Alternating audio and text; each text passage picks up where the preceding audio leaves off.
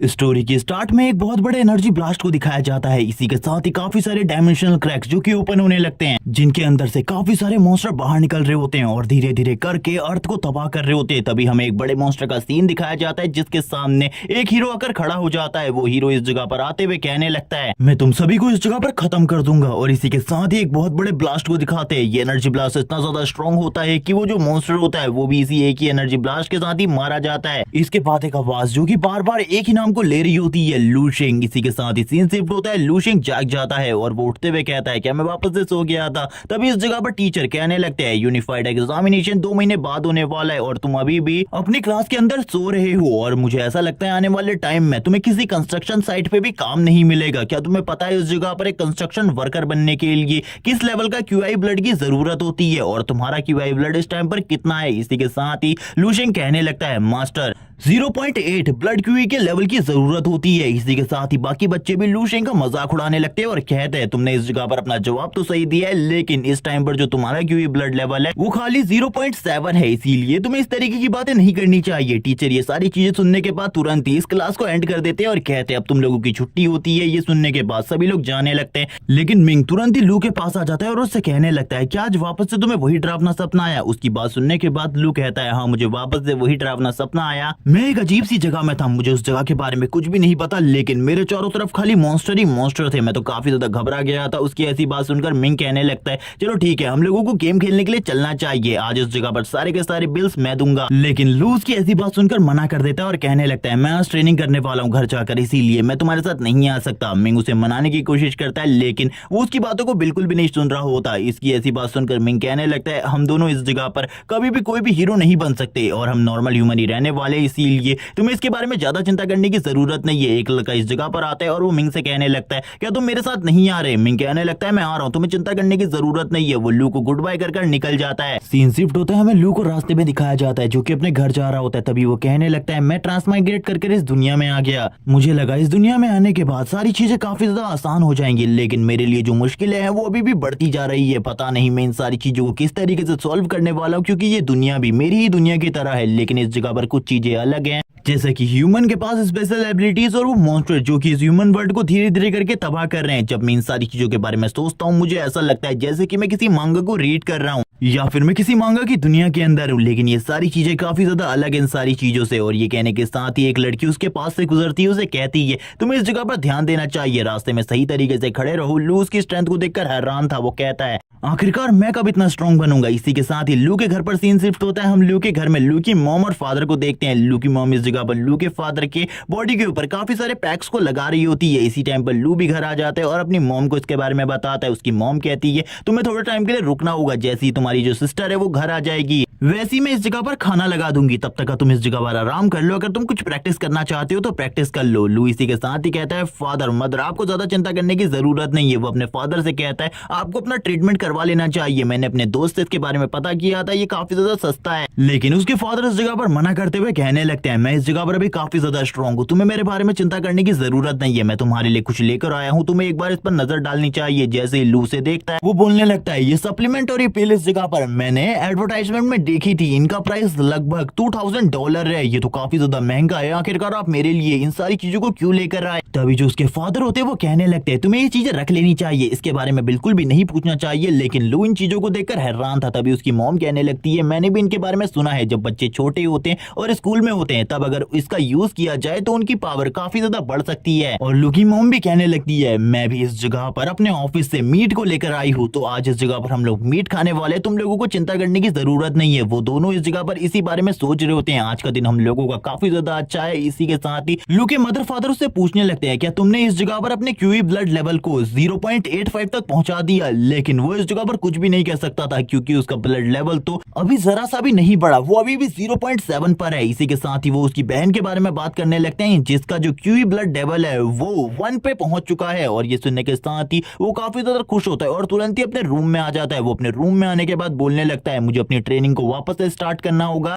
क्योंकि मुझे अपने क्यूई ब्लड लेवल को जल्दी से जल्दी बढ़ाना है और मैं अपने मदर और फादर दोनों की होप्स को इस तरीके से बर्बाद होते हुए बिल्कुल भी नहीं देख सकता। इसी के साथ ही वो वर्ल्ड मार्शल आर्ट ऑर्गेनाइजेशन के बारे में बताता है, जिसने जो मार्शल आर्ट है उसको टोटली 23 पार्ट्स में डिवाइड किया हुआ है और इस टाइम पर वो जिस पार्ट को प्रैक्टिस कर रहा है वो इस जगह पर 13 पार्ट है। और वो इसी के साथ ही आज से 300 साल पहले हुई घटनाओं के बारे में बताने लगता है। आज से 300 साल पहले डायमेंशनल क्रैक्स ओपन होने लगे और उन क्रैक्स के जरिए धरती पर काफी सारे मॉन्स्टर आ गए, जिन मॉन्स्टर का ह्यूमन से कोई भी मुकाबला नहीं था। ह्यूमन के पास जितने भी ह्यूमन मेड वेपन्स थे वो सारे के सारे इनके खिलाफ पूरे तरीके से बेअसर थे। ह्यूमन कुछ भी नहीं कर पा रहे थे। इसी टाइम पर ह्यूमंस में जीन म्यूटेशन स्टार्ट हो गया और इसी जीन म्यूटेशन के बाद ह्यूमंस के अंदर भी कुछ स्पेशल एबिलिटीज आ गई और ये स्पेशल एबिलिटी वाले ह्यूमन इस जगह पर इन मॉन्स्टर के साथ फाइट किया करते हैं, लेकिन उनके लिए भी उन मॉन्स्टर को मारना बहुत ज्यादा मुश्किल होता। इसी के साथ ही वो बताता है इसी के बाद ही जो ह्यूमैनिटी थी वो इस जगह पर एंटर कर चुकी थी the era of martial art, लेकिन इसके बावजूद इस दुनिया में हर दिन एक ना एक सिटी तबाह हो जाता है। इसी के साथ ही एक कॉन्फ्रेंस का सीन दिखाते हैं जिस जगह पर एक बंदा कह रहा होता है सारे के सारे बच्चों से कि तुम लोग इस जगह पर एक ऐसे एरा में पैदा हुए हो जो कि पूरे तरीके से केओस से भरा है और अगर इस एरा को कोई बचा सकता है तो वो तुम ही लोग हो। इसी के साथ ही लू को देखते हैं जो कि 3 बार अपने मार्शल आर्ट मूव्स को प्रैक्टिस कर चुका था, जिसके बावजूद वो काफी ज्यादा थक गया था, लेकिन अभी भी उसका जो ब्लड क्यूई लेवल था वो जरा सा भी नहीं बढ़ा था, जिस वजह से वो काफी ज्यादा हैरान होते हैं और परेशान भी इन सारी चीजों को देखकर। और वो कहने लगता है शायद से मुझे एक और बार इन सारे के सारे मूव्स को प्रैक्टिस करना होगा, लेकिन इस बार वो पहले के मुकाबले काफी ज्यादा थका हुआ था। इसी के साथ ही उसकी आंखों के सामने जितनी भी चीजें होती हैं एक एक कर गायब होने लगती हैं। वो ये देखकर हैरान हो जाता है। सीन शिफ्ट होता है, हमें एक अलग ही जगह का सीन दिखाया जाता है जिस जगह पर आने के बाद लू काफी ज्यादा हैरान था। वो अपने गालों को खींचते हुए कहने लगता है कि मैं वापस से इस जगह पर सो चुका हूँ और सपने में आ गया हूँ, लेकिन ये चीजें बिल्कुल भी सपने जैसी नहीं लग रही। तभी पीछे से एक मॉन्स्टर निकलता है जो कि उसके ऊपर हमला कर देता है। लू ये देखकर हैरान था। वो कहने लगता है ये तो एक ज़ॉम्बी है और एक ज़ॉम्बी इस जगह पर क्या कर रहा है। और ये कहने के साथ ही वो ज़ॉम्बी लू को तुरंत ही नीचे गिरा लेता है और उसके ऊपर हमला करने लगता है। लू कहने लगता है मैं इस जगह पर मार्शल आर्टिस्ट हूँ और इस तरीके से मैं बिल्कुल भी नहीं हार सकता और एक ज़ॉम्बी से तो बिल्कुल भी नहीं है। वो ज़ॉम्बी अपने मुंह को खोलकर लू को काटने लगता है और जैसे ही उसको काटने के लिए आगे बढ़ रहा होता है लू तुरंत ही उस जगह से हट जाता है और उस ज़ॉम्बी का जो मुंह होता है वो जमीन में लग जाता है। ये देखने के बाद ही लू बोलता है मुझे कुछ भी कर बचना होगा, मैं इस तरीके से बिल्कुल भी नहीं मर सकता। वो ज़ॉम्बी जब दोबारा लू की तरफ आगे आता है लू उसके पेट में एक जबरदस्त किक मारता है और इसी किक के साथ उस ज़ॉम्बी को पीछे की तरफ फेंकते हुए कहता है तुम मेरे हाथों से मरने वाले हो। और हम देखते हैं इस बार लू के हाथ में एक पत्थर भी होता है और इस पत्थर को पकड़कर काफी ज्यादा तेजी से लू आगे की तरफ जाता है और उस ज़ॉम्बी के सर के ऊपर लगातार उस पत्थर से मारने लगता है। इसी के साथ ही उस ज़ॉम्बी के दांत भी टूटने लगते हैं, लेकिन लू बिल्कुल भी नहीं रुकता और लगातार उस ज़ॉम्बी के सर के ऊपर मारे जा रहा होता है उस पत्थर से। वो बोलने लगता है एक ज़ॉम्बी का सबसे ज्यादा कमजोर पार्ट उसका सर होता है और मैंने इस ज़ॉम्बी के सर को डिस्ट्रॉय कर दिया है। लेकिन इसी के साथ ही उसकी बॉडी से कुछ लिक्विड निकलने लगता है जो कि तुरंत ही लू की बॉडी के अंदर जा रहा होता है। ये देखकर लू हैरान था। लू कहता है आखिरकार ये सब कुछ क्या हो रहा है, उसे कुछ भी समझ में नहीं आ रहा होता। इस लिक्विड की वजह से वो काफी ज्यादा जोर जोर से चिल्लाने लगता है। तभी उसे कुछ यादें दिखती है जो कि इस जगह पर उसी ज़ॉम्बी की होती हैं, जिसमें वो अपने दोस्त से बातें कर रहा होता है और इसी के साथ ही अपने कमांडर से, जब वो एक सोल्जर बन गया था। और इसी के साथ ही उसके कमांडर उसे ब्रीडिंग टेक्निक और फाइटिंग टेक्निक भी सिखा रहे थे और ये जितनी भी मार्शल आर्ट टेक्निक थी ये आज से 300 साल पुरानी थी। और इसी के साथ ही कमांडर उनको अपनी स्ट्रेंथ को बढ़ाने के बारे में बता रहे होते। इसी के साथ ही एक मॉन्स्टर रेड का सीन दिखाते हैं जिस जगह पर काफी सारे मॉन्स्टर इन लोगों के कैंप के ऊपर हमला कर देते हैं, सभी के सभी सोल्जर्स को मार डालते हैं। लू शेंग इस जगह पर कहने लगता है इस एक्सपीरियंस को हासिल करने के बाद मुझे ऐसा लग रहा है मैं पहले से काफी ज्यादा स्ट्रांग हो चुका हूँ, लेकिन ये सब कुछ तो एक सपना है। आखिरकार मुझे इस तरीके की फीलिंग क्यों आ रही है। तभी उसकी बॉडी के चारों तरफ एक एनर्जी आने लगती है। हम देखते हैं कुछ और ज़ॉम्बीज को जो कि इसी तरफ आगे बढ़ रहे होते हैं लू शेंग के ऊपर हमला करने के लिए और एक और ज़ॉम्बी काफी ज्यादा तेजी से लू शेंग के ऊपर हमला कर देता है। लू शेंग को कुछ भी समझ में नहीं आ रहा होता, लेकिन इस बार जो लू शेंग था उसके रिफ्लेक्शंस काफी ज्यादा फास्ट होते हैं जिस वजह से लू शेंग भी उसके ऊपर हमला कर देता है। दोनों ही एक दूसरे से फाइट करने लगते हैं। लू शेंग की पावर पहले वाले ज़ॉम्बी को मारने की वजह से काफी ज्यादा बढ़ चुकी थी, जिस वजह से वो इजीली इस ज़ॉम्बी को भी मार देता है थोड़े ही टाइम में और कहने लगता है मुझे बिल्कुल भी समझ में नहीं आ रहा आखिरकार ये सारी चीजें क्या हो रही है। तभी उसकी आंखें ग्लो करने लगती है। वो देखता है उसने इस जगह पर एक और ज़ॉम्बी को मार दिया है। ये देखने के बाद तो लू शेंग हैरान हो जाते हैं और कहने लगते हैं आखिरकार मैं किस जगह पर आ चुका हूँ, इस जगह पर इतने सारे ज़ॉम्बी कैसे हैं। तभी उस ज़ॉम्बी की बॉडी के अंदर से एक लिक्विड बाहर निकलने लगता है और वो सारा का सारा लिक्विड लू शेंग की बॉडी के अंदर जा रहा होता है धीरे धीरे करके। और इस लिक्विड के जाने के बाद ही लू शेंग को वापस से कुछ मेमोरीज दिखने लगती है। लू शेंग को कुछ भी समझ में नहीं आ रहा होता। लू शेंग कहने लगता है क्या ये उस ज़ॉम्बी की मेमोरीज है उसके ज़ॉम्बी बनने से पहले की, लेकिन तभी उसे एक नंबर याद आता है 1365 और वो इस नंबर को याद करके बोलने लगता है ये नंबर मेरे पिछले वाले ज़ॉम्बी की यादों में भी था, आखिरकार ये नंबर क्या है। वो इस नंबर के बारे में सोचकर काफी ज्यादा परेशान हो चुका था, इसीलिए एक लंबी सांस लेता है और आगे बढ़ने लगता है। आगे बढ़ते हुए वो वापस से उसी ज़ॉम्बी की बॉडी की तरफ आगे बढ़ रहा था। तभी हम देखते हैं उसकी बॉडी से जो बची कुछ एनर्जी होती है वो भी लू शेंग की बॉडी में ट्रांसफर होने लगती है और जैसे ही ये एनर्जी लू शेंग की बॉडी में ट्रांसफर होती है लू शेंग को कुछ कोड नंबर्स दिखाई देते हैं और इन नंबर्स को देखकर लू शेंग काफी ज्यादा हैरान था, उसका सर दर्द होने लगता है। लू शेंग बोलता है आखिरकार ये चीजें क्या हैं और हम देखते हैं उसके चारों तरफ जो ब्लैक एनर्जी होती है वो बढ़ने लगती है। इन सब चीजों के बाद लू शेंग को ऐसा फील हो रहा होता है जैसे कि वो काफी ज्यादा स्ट्रांग हो चुका है पहले के मुकाबले। लू शेंग ये देखकर काफी ज्यादा हैरान था, वो बोलने लगता है आखिरकार मुझे इस तरीके की फीलिंग क्यों आ रही है। वो इन सारी चीजों के बारे में सोच रहा होता है तभी उसे वापस से अपनी बॉडी में कुछ अलग फीलिंग आने लगती है और वापस से उसका सर दर्द होने लगता है। हम देखते हैं वापस से वो अपने रियल वर्ल्ड में आ जाता है और कहने लगता है आखिरकार इस जगह पर क्या चल रहा है। तभी उसे किसी के चीखने की आवाज आती है जो कि और कोई नहीं उसकी छोटी बहन है। बोलने लगती है लू शेंग क्या तुम वापस से सो चुके हो। हमें लू शेंग को दिखाते हैं। लू शेंग अपने कमरे से बाहर आते हुए कहता है हाँ मुझे इस जगह पर नींद आ गई थी और इसी के साथ ही लू शेंग की छोटी बहन के बारे में बताया जाता है, इसका नाम किंग है और ये एक रियल जीनियस है, इसी के साथ ही ये काफी ज्यादा टैलेंटेड भी है। अब किंग इस जगह पर बोलने लगती है लू शेंग बाहर तुम्हें मॉम बुला रही है खाना खाने के लिए, जल्दी से बाहर आओ और ये जो वर्कआउट है ये तुम बाद में भी कर सकते हो। ये सुनने के साथ ही लू शेंग कहने लगता है चलो ठीक है इस जगह पर मैं इस वर्कआउट को बाद में कर लूंगा और वो काफी ज्यादा थका हुआ होता है और वो बोलने लगता है मुझे बस इस जगह पर थोड़ी सी नींद आ गई थी। ये कहने के साथ ही वो इस जगह से जाने लगती है और अपने मन में कह रही होती है लू शेंग आजकल काफी ज्यादा प्रैक्टिस करने लगा है, उसकी जो फिजिकल कंडीशन है वो बदल चुकी है। अब वो इस बारे में सोच रही थी तभी वो वापस से लू शेंग से कहती है मॉम तुम्हें बाहर बुला रही है, याद से जल्दी बाहर आ जाना वरना मॉम काफी ज्यादा गुस्सा करेंगी। लू शेंग बोलता है तुम्हें चिंता करने की जरूरत नहीं है, मैं थोड़ी ही देर में बाहर आऊंगा। और ये कहने के साथ ही जो लू शेंग होता है वो अपने मन में किंग के बारे में सोचने लगता है। बचपन में वो एक दूसरे के साथ खेला करते थे, एक दूसरे के साथ सारी की सारी चीजें शेयर किया करते थे, लेकिन जब वो एकेडमी में गए और एकेडमी में जाने के बाद उनका फर्स्ट रिजल्ट आया उसी के साथ ही किंग को इस बारे में पता चल गया कि उसका भाई फ्यूचर में कुछ भी नहीं कर सकता, इसीलिए उसने लू शेंग के साथ दूरियां बनाना स्टार्ट कर लिया और वो हमेशा के लिए लू शेंग से दूर हो गई और वो लू शेंग से अब अच्छे से बात भी नहीं करती। और इन्हीं बारे में सोचते हुए लू शेंग कह रहा होता है पता नहीं इस जगह पर कब मैं अपनी फिजिकल कंडीशन को अच्छा कर पाऊंगा। लेकिन तभी उसकी नजर पड़ती है सामने के आईने के ऊपर जिस जगह पर वो अपनी फिजिकल बॉडी को देखकर पूरे तरीके से हैरान हो जाता है और बोलने लगता है क्या ये इस जगह पर रियलिटी है, मुझे बिल्कुल भी समझ में नहीं आ रहा, मेरी स्ट्रेंथ इतनी ज्यादा कैसे बढ़ गई, मुझे एक बार डूजो में जाकर इसकी चेकिंग करानी होगी, मैं पहले से इस जगह पर अपने आप को काफी ज्यादा स्ट्रांग फील कर पा रहा हूँ। और हम देखते हैं इसी के साथ ही वो हवा में काफी सारे पंचेस मारने लगता है और वो याद करता है ये सारी चीजें तभी हुई है जब उसने उस ज़ॉम्बी के एक्सपीरियंस को हासिल किया है, यानी कि वो अपने सपनों से एक्सपीरियंस को हासिल कर सकता है। वो इन्हीं सारी चीजों के बारे में सोचकर खाने की टेबल पर आ जाते हैं और कहने लगता है मैं इस जगह पर आ चुका हूँ। उसकी मॉम भी उसके लिए काफी सारे खाने को ले आती है, लेकिन हम देखते हैं लू शेंग के लिए जितना भी खाना होता है वो कम पड़ जाता है। वो इस जगह पर और खाना मांगने लगता है और इससे पहले भी वो इस जगह पर 10 बोल राइस खा चुका था, लेकिन वो अपनी मॉम से कहता है मुझे एक और बोल चाहिए। तभी वो इस जगह पर अपने चारों तरफ देखता है, सभी लोग उसकी तरफ देख रहे होते हैं, इसीलिए वो कहता है नहीं इस जगह पर अब मेरा पेट भर चुका है, अब मैं इस जगह पर नहीं खाना चाहता। लेकिन उसके फादर बोलने लगते हैं नहीं इस जगह पर मुझे ऐसा लगता है तुम्हें काफी ज्यादा भूख लगी है, क्योंकि तुम्हारी एज ग्रुप के बच्चों को काफी ज्यादा भूख लगती है, तुम्हें इस जगह पर शर्माने की बिल्कुल भी जरूरत नहीं है। और वो अपने वाइफ से कहते हैं तुम इसके लिए थोड़ा बहुत और राइस बना दो और कुछ और चीजें भी इसके लिए बनवा देना। तभी उसकी वाइफ कहने लगती है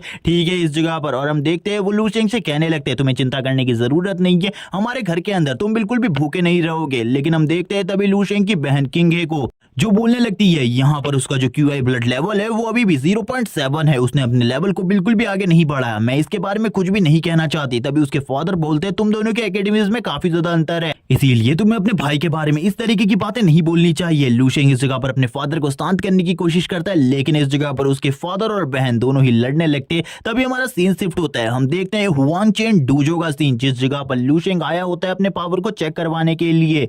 तभी वो इस डूजो के मालिक हुआन चेन के बारे में बताने लगता है। वो बताता है वो एक 4th रैंक का मार्शल आर्टिस्ट है और उसकी कॉम्बैट पावर लगभग 2 लाख कैटीज की है, इसीलिए मुझे ऐसा लगता है वो काफी ज्यादा स्ट्रॉन्ग है और हमारे बाई सिटी में उनके जैसा कोई भी नहीं है। और उनके पावर लेवल के बारे में ये भी कहा जाता है कि उन्होंने एक बार एक कॉम्पिटिशन के अंदर हमारे बाई सिटी को रिप्रेजेंट करते हुए 4th रैंक हासिल किया था टॉप 10 में से, इसीलिए वो हमारी पूरी की पूरी बाई सिटी में काफी ज्यादा पॉपुलर है और उनका ये डूजो भी काफी ज्यादा पॉपुलर है। और इसी बारे में बताते हुए वो कहता है इस जगह पर ट्रेनिंग भी दी जाती है लोगों को, लेकिन मेरे लिए ये बेकार है, क्योंकि मैं एक रेयर जीनियस नहीं हूँ, बल्कि मेरी बहन के लिए इस जगह के एक्सपेंसेस को उठाना काफी ज्यादा सही रहेगा मेरे मॉम डैड के लिए। लेकिन वो इन सारी चीजों के बारे में बात करते हुए आगे बढ़ने लगता है और बोलता है इस जगह पर जो स्कूल का यूनिफाइड कंपटीशन है वो भी काफी ज्यादा नजदीक आ रहा है, मुझे जल्दी से जल्दी अपनी कॉम्बैट एबिलिटी को बढ़ाना होगा वरना मैं फेल हो जाऊंगा। वो इसी बारे में बात कर रहा होता है, एक लेडी की नजर लूशेंग के ऊपर पड़ती है जो उससे कहने लगती है सर मैं आपकी किस तरीके से मदद कर सकती हूँ। लूशेंग बताता है मैं अपने पावर लेवल को चेक करना चाहता हूँ,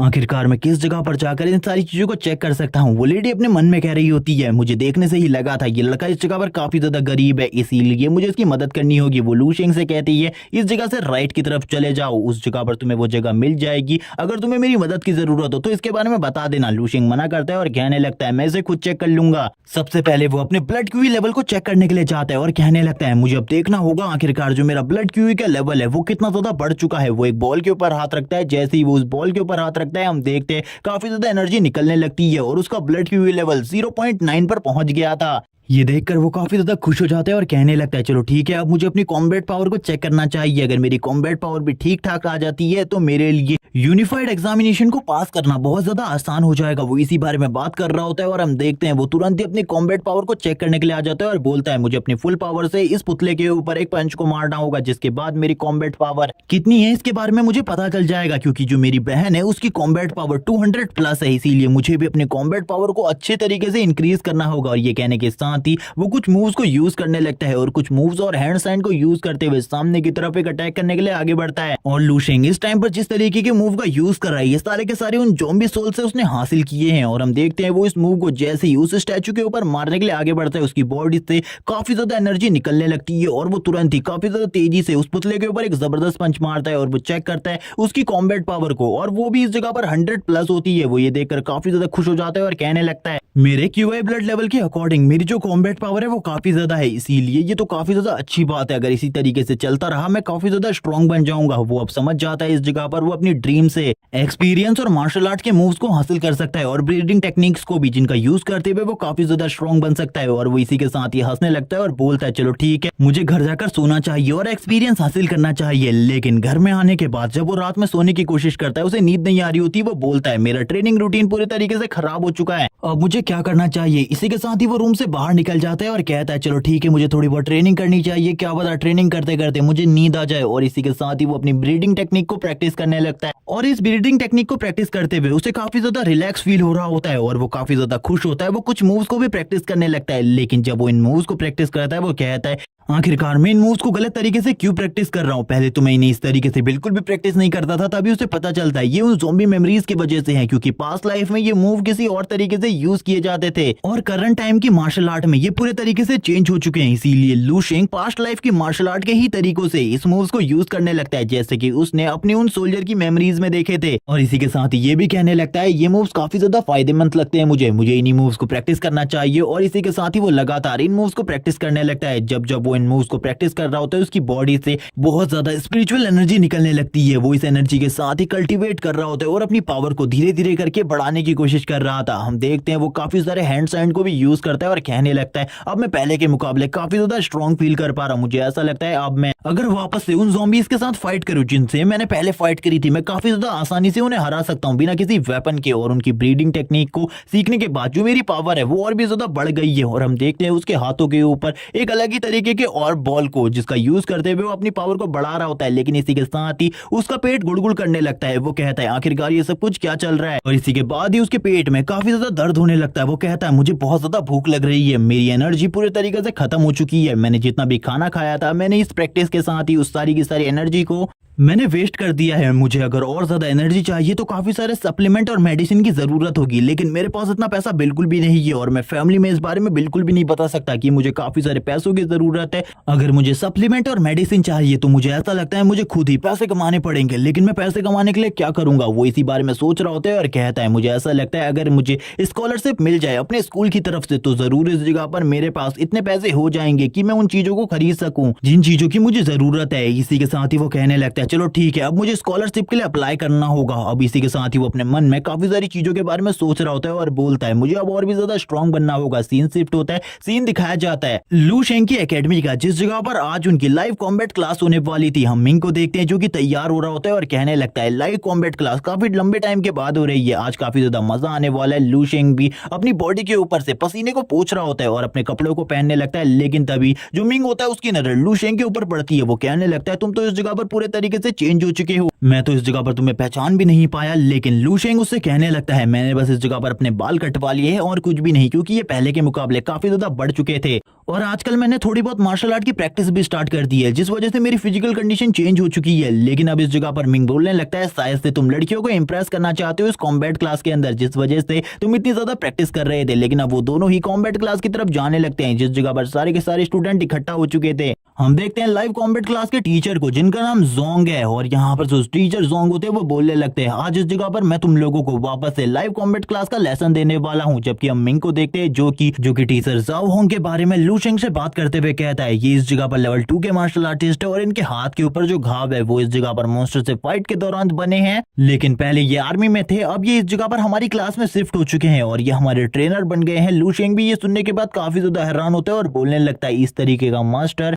हम लोगों को काफी सारी चीजें सिखा सकता है। हम देखते हैं टीचर जाओ होंग को जो कि इस जगह पर कुछ मूव्स को प्रैक्टिस करते हुए उन लोगों को दिखा रहे होते हैं लाइव कॉम्बैट क्लास में और कहने लगते हैं इस तरीके से तुम्हें इस जगह पर सारे के सारे मार्शल आर्ट मूव्स को सीखना है। और वो ये सारी चीजें सिखाने के बाद एक जगह पर बैठते हुए कहते हैं इस जगह पर तुम लोगों ने सारी की सारी चीजों को ध्यान से देखा होगा, लेकिन अब मैं इस जगह पर एक स्टूडेंट को बुलाने वाला हूँ। और वो तुरंत ही यान नाम के एक लड़के का नाम लेते हैं और कहने लगते हैं तुम इस जगह पर आगे आ जाओ। जैसे ही इस लड़के को इस जगह पर लड़कियां देखती है वो कहने लगती है यान इस जगह पर सही में हमारी क्लास का नंबर 1 जीनियस है और इसी के साथ ही वो काफी ज्यादा हैंडसम भी है। वो उसके बारे में काफी सारी अच्छी बातें कर रही होती है और कहने लगती है सही में इस जगह पर एक बार मैं यान की गर्लफ्रेंड बनना चाहती हूँ। यान भी उन सभी की बातों को सुन रहा होता है और उसे पता है इस जगह पर वो लोग क्या बोल रहे हैं, जबकि लू शेंग भी इन सारी चीजों को देख रहा था। मिंग इस जगह पर कहने लगता है ऐसा बिल्कुल भी नहीं हो सकता, मैं बिल्कुल भी ये नहीं मान सकता। एक लड़का हैंडसम, टैलेंटेड, रिच, तीनों की तीनों चीजें उसके अंदर हो सकती है, ऐसा बिल्कुल भी नहीं हो सकता। लेकिन इस जगह पर ये लड़का यान इसके अंदर तीनों की तीनों चीजें हैं। इसी के साथ ही यंग टीचर के साथ कॉम्बैट प्रैक्टिस करने लगता है और वो दोनों ही एक दूसरे के ऊपर लगातार अटैक कर रहे होते हैं। टीचर उससे कहने लगते हैं तुम्हारी बॉडी के अंदर फोर्स की कमी है और तुम्हें फोर्स को यूज करना अच्छे तरीके से सीखना होगा, जबकि ये सारी चीजें लू शेंग भी देख रहा होता है। लू शेंग कहने लगता है इन सारी चीजों को मैं अपने एक्सपीरियंस से हासिल कर सकता हूँ, मुझे पता है आखिरकार हर मार्शल आर्ट टेक्निक को किस तरीके से काउंटर किया जाता है और मैंने अपने फोर्स के ऊपर भी अच्छे तरीके से कंट्रोल हासिल कर लिया है। टीचर इस जगह पर यान से कहने लगते हैं तुम्हें अपने फोर्स के ऊपर ध्यान देना होगा। यान भी इसके लिए मान जाता है। टीचर से कहने लगता है मैं इस जगह पर घर जाकर और भी ज्यादा ट्रेनिंग करूंगा, अपने फोर्स को और भी ज्यादा स्ट्रॉन्ग करूंगा। जबकि अपने मन में वो कहने लगता है जाओ होंग तुम्हें इस जगह पर इस तरीके से मेरे से बात नहीं करनी चाहिए क्योंकि तुम इस लायक बिल्कुल भी नहीं हो, क्योंकि जो मेरे ट्रेनर है वो तुमसे काफी ज्यादा स्ट्रॉन्ग है, तुम खाली एक लेवल 2 के मार्शल आर्टिस्ट हो और कुछ भी नहीं। इसी के साथ ही टीचर कहते हैं चलो ठीक है, आखिरकार तुम में से कौन इस जगह पर यान के साथ लाइव कॉम्बैट करना चाहता है, वो जल्दी सामने आओ। लेकिन तभी जो मिंग होता है वो कहने लगता है आखिरकार उसके साथ कौन लाइव कॉम्बैट करना चाहेगा, वो तो हमें एक ही बार में नीचे गिरा देगा और उसके बाद हमें बहुत ज्यादा बुरे तरीके से पीटेगा। टीचर अपने मन में कह रहे होते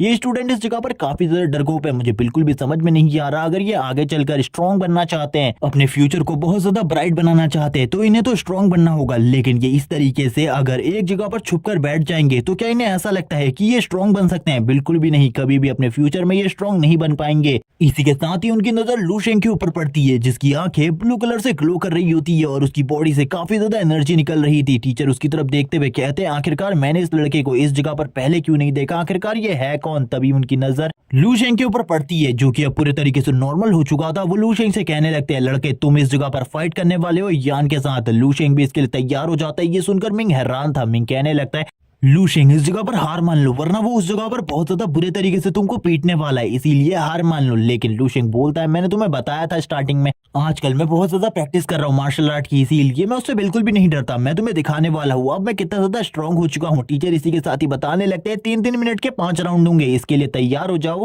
और वो लू शेंग से इस जगह पर पूछने लगते हैं मुझे इस जगह पर अपने QI ब्लड लेवल के बारे में बताओ। लेकिन इससे पहले वो दोनों एक दूसरे की तरफ देख रहे होते हैं इस लाइव कॉम्बैट क्लास में। क्योंकि जो भी बंदा इन दोनों में से इस मैच को जीतेगा वही इस जगह पर क्लास का रियल जीनियस बनने वाला है। टीचर इसी के साथ ही लू शेंग से कहते हैं, मुझे इस जगह पर अपने क्यूआई ब्लड लेवल के बारे में बताओ, जब तुमने अपने क्यूआई ब्लड लेवल को लास्ट टाइम पर चेक किया था। लू शेंग ये सुनने के बाद ही बता देता है 0.8। टीचर भी इस बात को सुनकर काफी ज्यादा हैरान होते हैं और बोलने लगते हैं, क्या मैंने इस जगह पर कुछ गलती कर दी इस लड़के को इन सभी में से ढूंढने में, क्योंकि मुझे बिल्कुल भी नहीं लगता ये लड़का टिक भी पाएगा। यान लू शेंग से बोलने लगता है, तुमने टीचर के लेक्चर को अगर सही से नहीं सुना तो मैं तुम्हें बता देता हूँ, तुम अपने गार्ड को हमेशा अप रखना वरना तुम्हारी हालत काफी ज्यादा खराब हो जाएगी। लू शेंग बोलने लगता है, इसके लिए थैंक्स इस जगह पर, लेकिन मुझे ये सारी की सारी चीजें याद है। हम देखते हैं वो इसी बारे में बात कर रहा होता है, लेकिन जो यान होता है उसका पंच लू शेंग के काफी ज्यादा करीब आ जाता है। लू शेंग इसी के साथ ही लाइव कॉम्बैट के बारे में बात करना स्टार्ट करता है। सभी लोग इस जगह पर काफी ज्यादा डर चुके होते हैं। लू शेंग कहता है, मुझे इस जगह पर अपने डिफेंस को अप रखना होगा, अगर मैं इस जगह पर उसके पंच को रोक नहीं पाया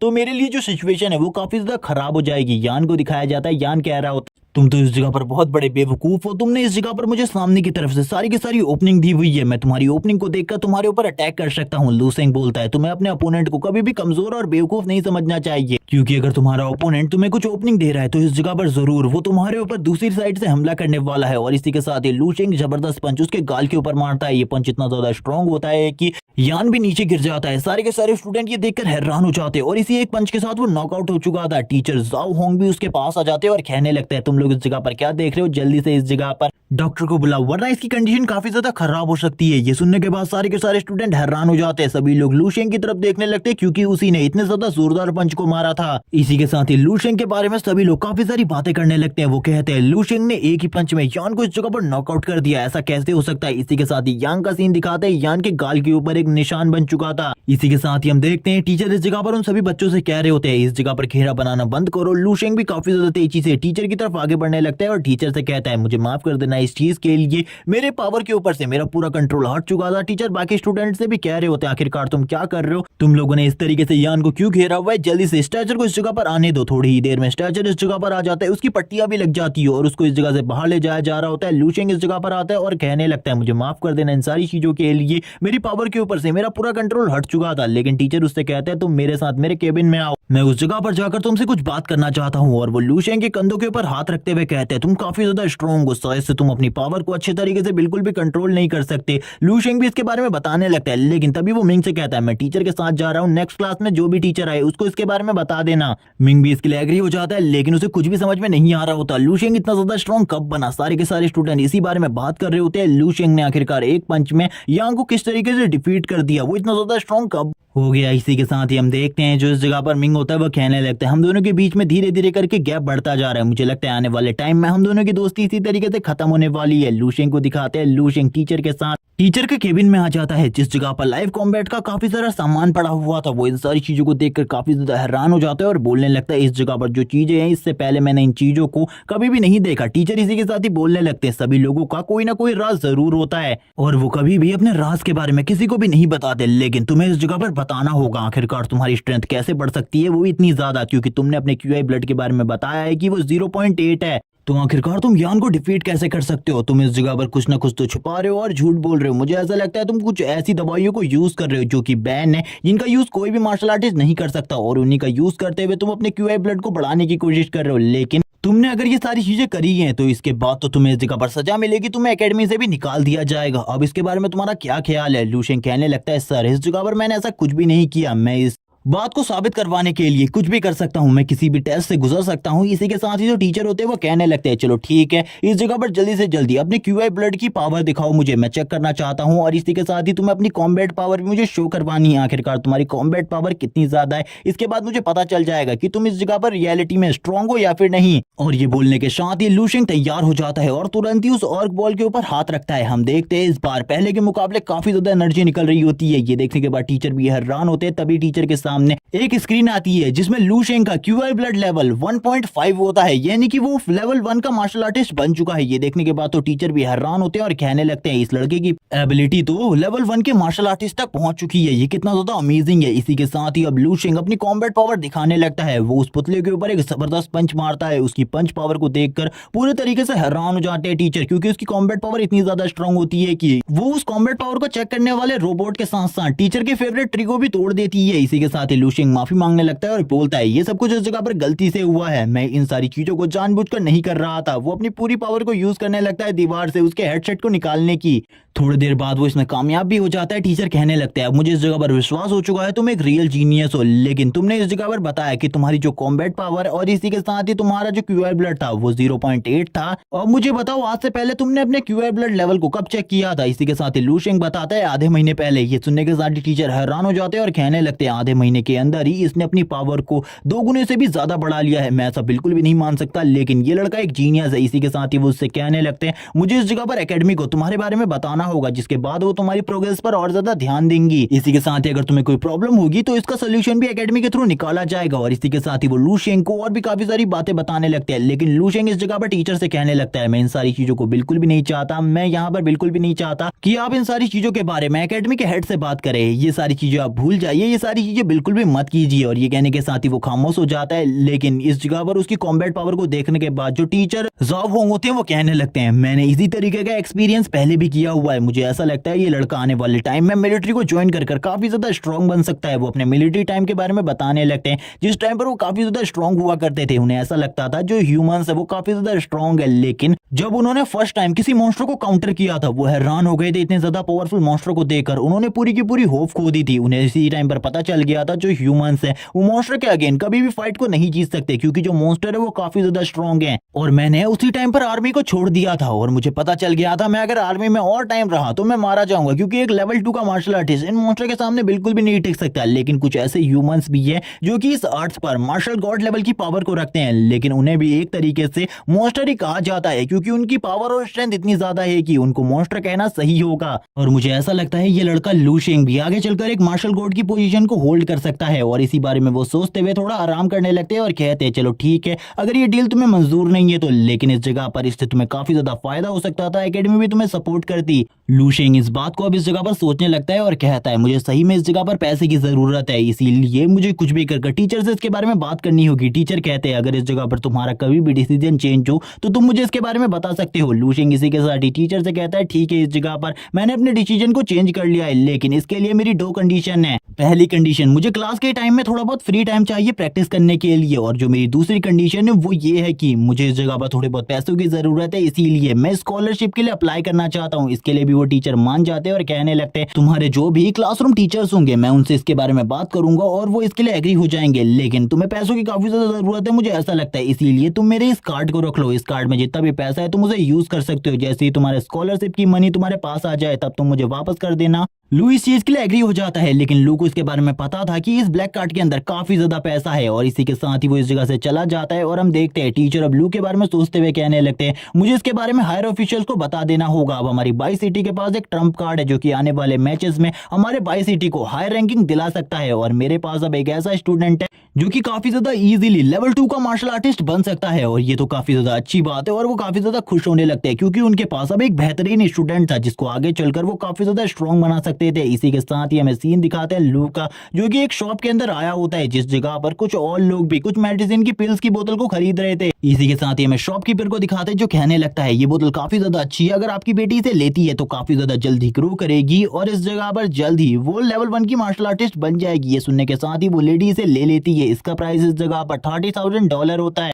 लू भी इन सारी चीजों को सुन रहा होता है और कहने लगता है मेरे घर की मंथली इनकम खाली $5,000 है, लेकिन ये लोग इस जगह पर इतने ज्यादा एक्सपेंसिव प्राइसेस में भी इन सारी चीजों को खरीद रहे हैं, यानी कि जो अमीर इंसान है वो काफी ज्यादा इजीली मार्शल आर्टिस्ट बन सकता है, लेकिन जो गरीब है वो कभी भी इन सारी चीजों को नहीं कर सकता। जैसे कि जो मेरी बहन है वो एक प्रोडिजी है और वो आगे चलकर काफी ज्यादा स्ट्रॉन्ग बन सकती है। मैं उसका कमजोर भाई नहीं रहना चाहता, मैं भी स्ट्रॉन्ग बनना चाहता हूँ। जैसे कि मैंने ट्रांस माइग्रेट किया है दूसरे वर्ल्ड से, लेकिन फिर भी मैं इस वर्ल्ड को धीरे धीरे करके समझना चाहता हूँ अच्छे तरीके से। इसी के बाद ही 2 और लड़के अपनी अमीरियत के बारे में बात कर रहे होते हैं। लू इस बारे में सुनने के बाद काफी ज्यादा हैरान होता है और कहने लगता है मेरे पास बिल्कुल भी पैसे नहीं है, लेकिन इन लोगों के पास इतना पैसा है कि ये पूरे तरीके से अपनी मनी को बर्बाद कर सकते हैं। मुझे भी इतना पैसा चाहिए, मैं भी एक मार्शल आर्टिस्ट बनने के बाद काफी सारा पैसा कमाना चाहता हूँ। इसके लिए मुझे स्ट्रॉन्ग बनना होगा। जिस वर्ल्ड से मैं इस वर्ल्ड में आया हूँ मैं उस वर्ल्ड में काफी ज्यादा कमजोर था, मैं काफी ज्यादा अनलकी था, लेकिन मैं इस वर्ल्ड में स्ट्रॉन्ग बनना चाहता हूँ, स्ट्रॉन्गेस्ट बनना चाहता हूँ। मेरे जितना स्ट्रॉन्ग कोई भी ना हो और इस वर्ल्ड की सारी प्रॉब्लम्स को मैं काफी ज्यादा इजीली सॉल्व कर दूं। और वो इसी तरीके की बातें कर रहा होता है और कहने लगता है अब इस जगह पर काफी ज्यादा टाइम हो चुका है। और वो इन सारी चीजों को सोचने के बाद कहता है मैं भी काफी ज्यादा स्ट्रांग हो चुका हूँ, अगर इसी तरीके से मेरे पास और भी ज्यादा एक्सपीरियंस आता रहा तो मैं और भी ज्यादा स्ट्रांग बन जाऊंगा, इसीलिए मुझे चिंता करने की कोई भी जरूरत नहीं है क्योंकि मैं तो अपनी एबिलिटी को बहुत ज्यादा अच्छे तरीके से यूज कर सकता हूँ। और वो इसी बारे में बात करते हुए कहता है मैं स्ट्रांग बनूंगा और मैं बहुत ज्यादा स्ट्रांग बनूंगा। और इसी के साथ ही वो अपने घर की तरफ निकल जाता है सारे के सारे सामान को लेकर जो भी उसने उस ब्लैक कार्ड की हेल्प से खरीदा था। वो इस बारे में बात करते हुए कहता है अब मेरे लिए यहाँ पर काफी सारा सामान आ चुका है, टीचर की हेल्प से मैंने काफी सारा सामान ले लिया है, अब मैं अपनी प्रैक्टिस को जारी कर सकता हूँ। सीन दिखाते हैं मॉन्स्टर का जिस जगह पर वो वापस से अपने ड्रीम में आकर उन मॉन्स्टर के साथ फाइट कर रहा था, लेकिन इस बार जो ज़ॉम्बी थे वो पहले से ज्यादा स्ट्रांग हो चुके थे और वो भी लू शेंग के ऊपर हमला कर रहे होते हैं। लू शेंग के लिए जो प्रॉब्लम थी वो बढ़ती जा रही थी। लू शेंग कहता है चलो ठीक है, मुझे भी अब अपनी एबिलिटी को अच्छे तरीके से यूज करना होगा क्योंकि मैंने अपने आधे से ज्यादा मार्शल आर्ट मूव्स को अब पूरे तरीके से मास्टर कर लिया है। और वो उस मॉन्स्टर के काफी ज्यादा करीब आ जाता है जिसके बाद वो तुरंत ही उसके ऊपर हमला कर देता है। और हम देखते हैं अपनी एक ही किक से उस मॉन्स्टर को नीचे की तरफ गिरा लेता है और कहने लगता है तो काफी ज्यादा कमजोर था मेरे अगेंस्ट। और इसके बाद उस ज़ॉम्बी की बॉडी से भी कुछ एनर्जी निकलने लगती है जो कि इस जगह पर लू शेंग की बॉडी के अंदर जा रही होती है। लू शेंग को अब इस जगह पर कोई भी ज़ॉम्बी दिखाई नहीं देता, सामने एक रास्ता होता है तो लू शेंग भी रास्ते में आगे बढ़ने लगता है, लेकिन थोड़े बहुत ज़ॉम्बी और इस जगह पर आ जाते हैं जो कि उसको रोकना चाहते थे, लेकिन लू शेंग को वो बिल्कुल भी नहीं रोक सकते थे क्योंकि अब लू शेंग की पावर पहले के मुकाबले काफी ज्यादा बढ़ चुकी थी। इसीलिए लू शेंग अपनी स्पीड को यूज करते हुए काफी ज्यादा आसानी से इन सारे के सारे ज़ॉम्बीज को एक एक करके मारना स्टार्ट कर देता है। और इसी के साथ ही जब वो ऊंचाई पर खड़ा होता है तभी उसे दिखाई देती है एक बहुत बड़ी सिटी, जिस सिटी को देखकर वो पूरे तरीके से हैरान था। वो कहने लगते हैं आखिरकार ये जगह क्या है और इसी के साथ ही इसके चारों तरफ इतनी बड़ी बड़ी वॉल्स क्यों बनाई गई हैं। तभी उसे समझ में आता है ये कोई एरिया है, ये कोई डिफेंस एरिया है जिसको इस जगह पर प्रोटेक्ट करने के लिए ये वॉल्स बनाई गई है। इसी के साथ ही वो अपने मन में कह रहा होता है मुझे ऐसा लगता है कि थोड़ी ही देर में ये जो वॉल्स है इस जगह पर ये चकनाचूर हो जाएगी और इसके अंदर से टाइटन बाहर निकलना स्टार्ट हो जाएंगे। और वो इसी तरीके की बातें कर रहा होता है तभी वो अपने सामने की तरफ देखने लगता है जहां पर बहुत बड़ी बड़ी चट्टानें होती है और अब वो उन चट्टानों से ऊपर की तरफ जाने लगता है ताकि वो इस सिटी के नजारे को अच्छे तरीके से देख सके और जाने के रास्ते को भी आखिरकार वो सिटी में कैसे जा सकता है। और इसी के साथ ही वो ऊपर की तरफ चढ़ना स्टार्ट करता है और बोलता है ये जो वॉल है ये काफी ज्यादा मजबूत है, मैं इसे अपनी पावर से तो बिल्कुल भी नहीं तोड़ सकता, लेकिन जो ये सिटी है ये कोई भी नॉर्मल सिटी नहीं बल्कि इस जगह पर ये एक डिफेंस फोर्स एरिया है क्योंकि मैंने एक ज़ॉम्बी की मेमोरी में इस जगह को देखा था और इस जगह के बारे में मुझे चीजें पता चली थी। तभी वो एक घर को देखता है जिसके अंदर कोई इंसान बैठा हुआ था, वो काफी ज्यादा बुरी हालत में होता है, लेकिन तभी उसकी आंखें ग्लो करने लगती हैं और तभी उसकी बॉडी से काफी ज्यादा तेज प्रेशर रिलीज होने लगता है और उसकी पावर चारों तरफ फैल रही होती है। लू शेंग भी जब उसकी पावर को महसूस करता है वो भी हैरान हो जाता है और उसको इतना बड़ा झटका लगता है कि वो वापस से उस ऊंची मीनार से नीचे की तरफ गिर जाता है और कहने लगता है वो शख्स कौन था, वो एक ज़ॉम्बी होने के बावजूद इतनी ज्यादा पावर को कैसे रिलीज कर सकता है, मुझे तो बिल्कुल भी समझ में नहीं आ रहा आखिरकार उसकी पावर इतनी ज्यादा कैसे हो सकती है। वो इसी बारे में सोच रहा होता है तभी वो कहने लगता है मुझे दूसरे रास्ते से सिटी के अंदर घुसना होगा, अगर मैं मेन रास्ते से गया तो ये जो डिफेंस फोर्स का मेन कैंप है इस जगह पर मेरे ऊपर वो बंदा हमला कर देगा और उस बंदे के सामने मैं बिल्कुल भी सर्वाइव नहीं कर सकता। और इसी के साथ ही दूसरे एरिया का सीन दिखाते हैं जिस जगह पर जो ज़ॉम्बी थे वो काफी ज्यादा कमजोर होते हैं, वो इस जगह पर लू शेंग का सामना बिल्कुल भी नहीं कर सकते थे। लू शेंग इनको देखने के बाद बोलता है ये मेरा सामना बिल्कुल भी नहीं कर सकते, मुझे जल्दी से आगे बढ़ना होगा क्योंकि मैं जानना चाहता हूँ आखिरकार इस टाइम पर मैं किस जगह पर मौजूद हूँ और ये कौन सी दुनिया है। और इसी के साथ ही हम देखते हैं अपनी स्पीड का यूज करते हुए वो उन ज़ॉम्बीज को बिना मारे इस जगह पर आ जाता है। तुरंत ही वो एक रेस्टोरेंट के अंदर घुस जाता है जिस जगह पर वो सारी चीजों को देख कर ये चीज समझ जाता है जिस टाइम पर इस जगह पर तबाही हुई थी सभी लोग खाना खा रहे थे, वो लोग काफी ज्यादा खुश थे, लेकिन उसे ये समझ में नहीं आ रहा था आखिरकार ये सब कुछ कैसे हुआ और ये सब कुछ किसने किया, उसे कुछ भी समझ में नहीं आ रहा था। तभी उसे साइड में एक अजीब सी चीज दिखाई देती है